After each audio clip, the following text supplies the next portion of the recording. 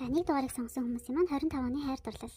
За Eight of Swords гэж гарч ирсэн. За тэгэхээр илүү ингээд ганцаараа байхыг илүү үзэх юм болов. За 2025 онд нэлээ ингээд бас ганцаараа байх, ганцаардлыг мэдрэх ч юм уу. Жохон сэтгэл зүйн хувьд ч гэсэн юм хөтөн хөндийн мэдрэмжийг авч магадгүй. Гэхдээ та өөртөө илүү хань болж за ганцаараа байх.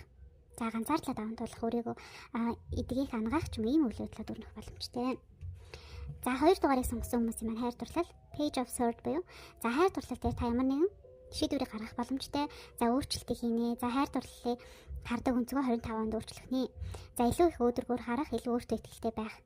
За шийдэмгий байх, шийдвэр гаргах, хүмүүстэй харилцааг илүүд үзэх ч юм уу. Иймэрхүү явдлууд тохиолдох боломжтой. За 3 дугаарыг сонгосон хүмүүс маань за King of Swords гэсэн мэт. За тэгэхээр хайр дурлалын хувьд бол өөртөө итгэлтэй.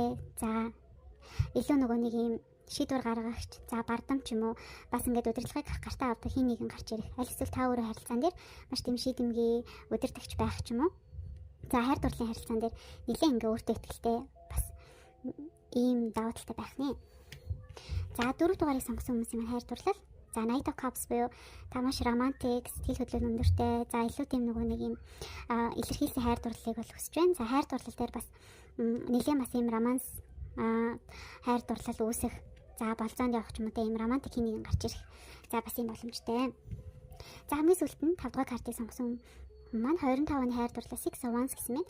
За тэгэхээр шинэ аялалд гарч байна. За хайр дурлал дээр та ямар нэгэн шинэ алхам, шинэ аялал, шинэ адал явдалд гарах тийм ээ хуучин зүйлсийг орхих, за илүү их өөртөө итгэлтэйгээр урагшлах. За хайр дурлал дээр ингээ өмнө нь ханддаг байсан хандлагаа өөрчлөх ч юм уу, илүү өөртөө итгэлтэй болох. За шинэ адал явдал хайх ч юм уу иймэрхүү явдлууд тохиолдох боломжтой. За бүгдд нь хайр дурлалт амжилт хүсье. Анхаарлаа сонсон маш их баярлалаа.